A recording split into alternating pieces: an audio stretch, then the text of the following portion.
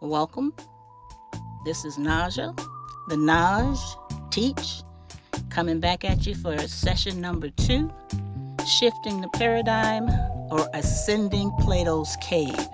That's what this is about. And in our first session, we kind of focused on beauty or image, simply because that is a concrete idea, something that I could get you all to see. However, we're talking about much more than beauty. I'm sure that you understand that.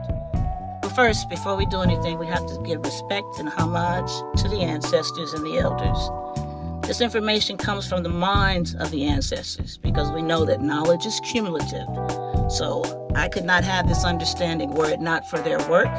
So much respect is due to the Marcus Garveys, the people, and the Pan-Africanist movement. All of that information is what's been studied. Admonitions from the ancestors is what I call them, to remind us that beauty is not what we're looking for. It's not what we're about. Admonitions from the past, and I'm sure you've heard some of these. Beauty is only skin deep. Beauty is in the eye of the beholder. Beauty is as beauty does. Don't judge a book by its cover. There is no beauty but in relationships. And the beautiful ones are not yet born. Admonitions from the past against judging people based on your perceived definition of beauty. Right? So, shifting the paradigm. That's what we were talking about. That's what we were discussing. And that's what we want to pick up right there. We want to start off with Plato and why we chose Plato.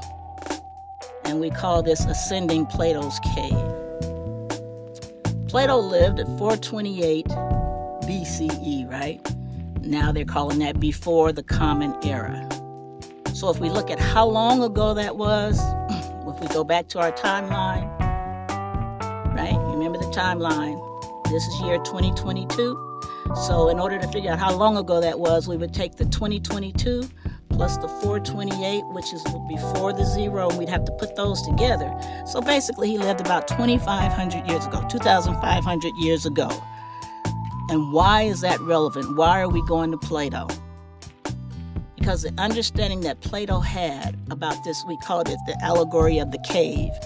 The understanding that people see the world based on what we've been explaining. And you understand Plato's analogy of the cave. You've seen the image, right? You understand that what he was explaining is that whatever people lived, those prisoners who were trapped in that cave, they thought their daily existence was reality. Everything they experienced, that was their reality. But then they came to understand when one of them was released, not all of them, when one was released and he went up to the light, that what he was living was a lie. And then he came back down into the cave to try and teach the others, wow, these shadows aren't real. This is crazy. We're doing stupid stuff. But what happened? The people who were in the cave, who had not seen what he saw, thought he was crazy. And that's what goes on with us today. We can't communicate because our perspectives are different. And this thing is it's really mixed up, and we have to straighten this thing out. We are the orcas who are in SeaWorld, swimming around, jumping up, touching balls, and somebody comes and taps us on the shoulder and say, hey, you know, you're not an orca. You're not supposed to be doing this. There's something else intended for you, right? You're meant to be doing something else. You're not ugly. You're not all these negative things that you've been taught. And remember, knowledge is our superpower. Now let's look at SeaWorld. SeaWorld is another metaphor for our condition here in these United States, right? The orcas, which are also known as killer whales, captured out of the big blue ocean, that slide that you're looking at, all of that blue is the ocean, right? That's what the orcas had to play in. That was their habitat. And then they're pulled out of that ocean and captured and taken and put into one small area, one small pool in one of those spots. Pick a continent, right? Then you take them out of the ocean and then you put them in a swimming pool. And to us, we humans, we go there and we visit to see them. But for the orca, that's prison, right? That's a problem. And SeaWorld is an marine amusement park. They take them out of their habitat and put them in this park. And then they have orcas jumping up and touching balls and doing things that orcas don't naturally do against their nature. But they do it because the SeaWorld and the trainers are feeding them and because they have no choice.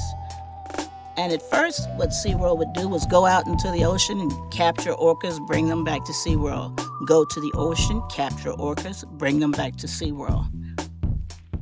After doing this for so long, they had both the female and the male DNA so they could breed their own. And they began breeding their own orcas at SeaWorld.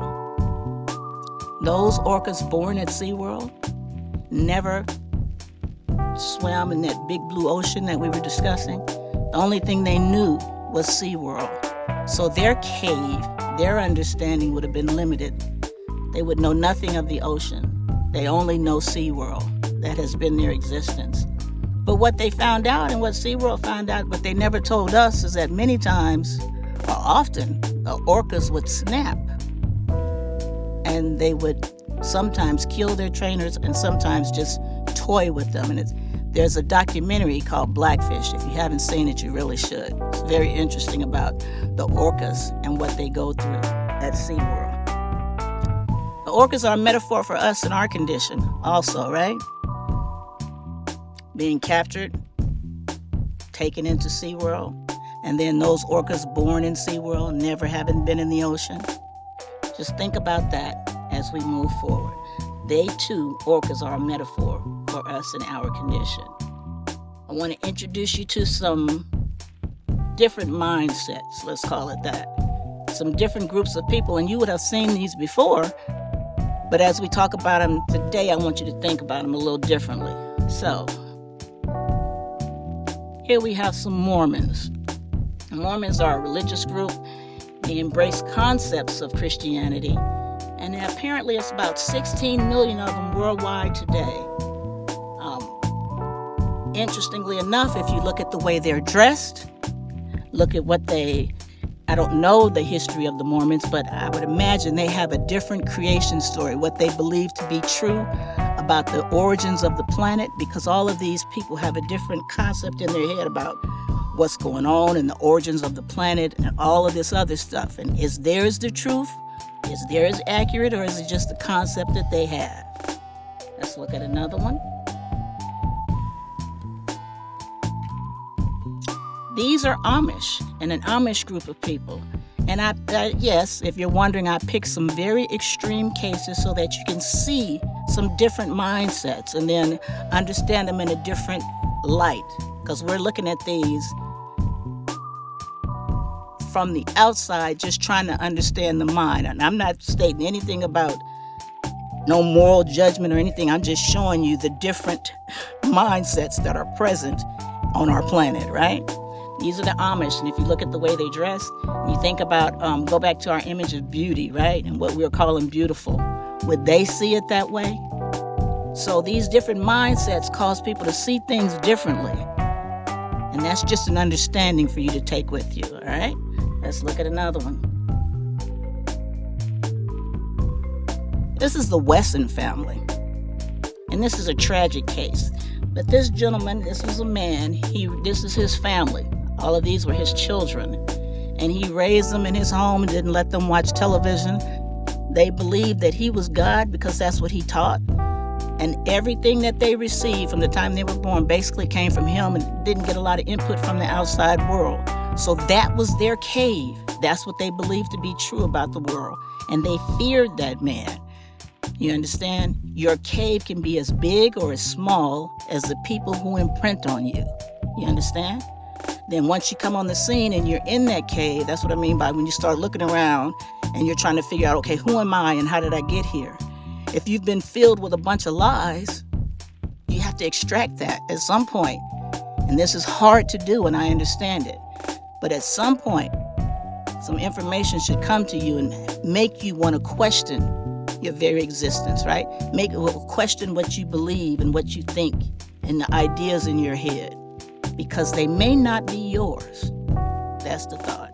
Of course, we all know the Nation of Islam. Another mindset, right?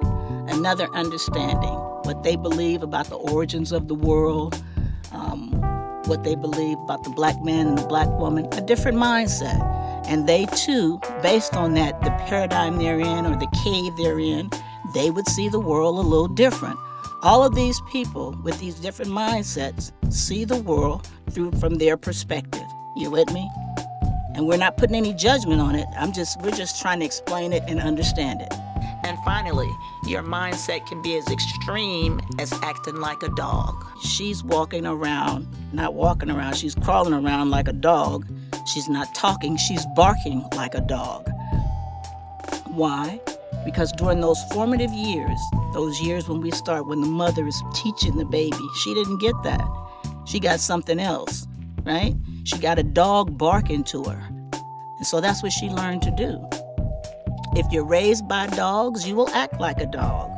In other words, whatever raises you and imprints on you, that's what you will be. That takes us to the science, because I am a science teacher, right? And so the science and what explains this, and why is this a cave, and why is it the way it is? What is it about humans that makes us the way we are? Well, we have two types of traits. We call them inherited and acquired traits. That's what they teach in school. Inherited, or another way of looking at this, there are two components to our being. There is the genetic component, right? It's what we are genetically.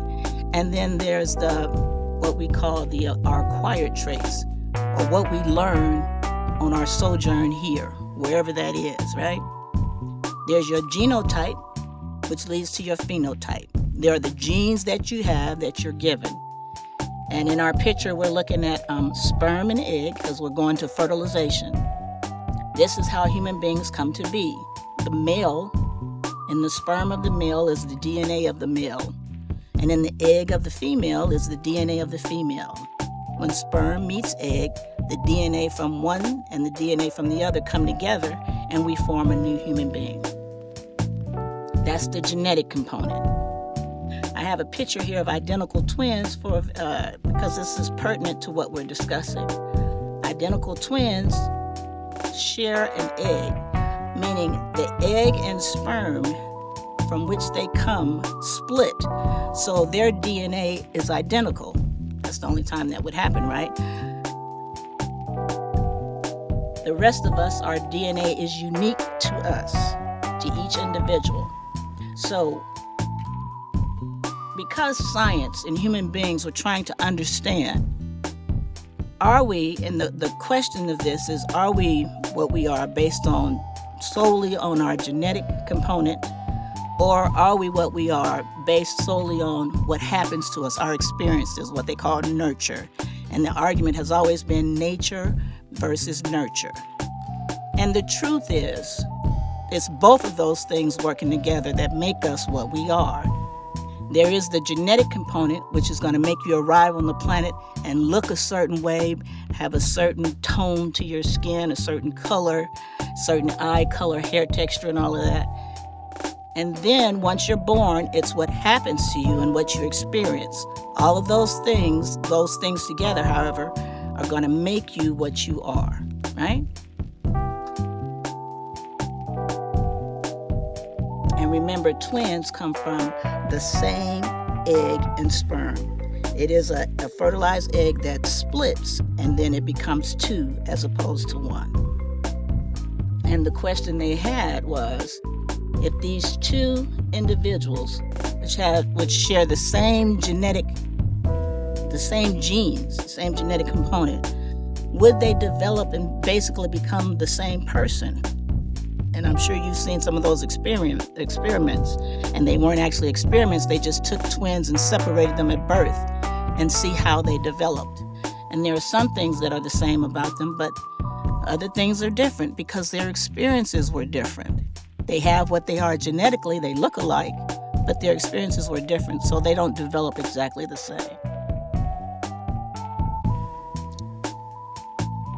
traits. Again, what you're looking at now, we have 2 types of traits. Now, genetic traits, those will give you these are things you get from your parents. Your hair color, your eye color, skin color, body shape, some type of diseases, you inherit those, you get those on your DNA. Your body organization, the way you're set up. We humans, we have arms, our head is in a certain location, our arms, all of that whole body structure, that's all a part of being human. But then, after you're born, you have to start to learn some things that are also what we call being human. You have to be taught how to walk, how to talk, how to write. We created writing, and so since that's something that we learn, someone has to teach you how to drive, culture, traditions, how to read. All of these things you have to learn. Someone must teach you. And if they don't teach you that part of being human, you won't know them. And remember, we said our quest was people know thyself. So how could you know something if you have not been introduced to it? And because, go back to SeaWorld, we, like the orcas, born here in the United States, have not really been introduced to ourselves and the history and the past that was ours. And we're going to talk about that. We'll have to talk about that some more later. Just want to give you little pieces at a time. Right now, we want to understand this whole idea of this cave.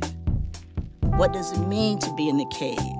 Because the cave is just totally how you see the world, how you've been taught to see the world. And the way you've been taught may not be the only way it is to see the world. In fact, we know it's not the only way it is to see the world. And if that's true, what else could possibly be true about what's going on in your head? Do you know yourself, or do you know what somebody else has said is you? Just think about that. And remember, knowledge is our superpower, and we'll see you on the other side.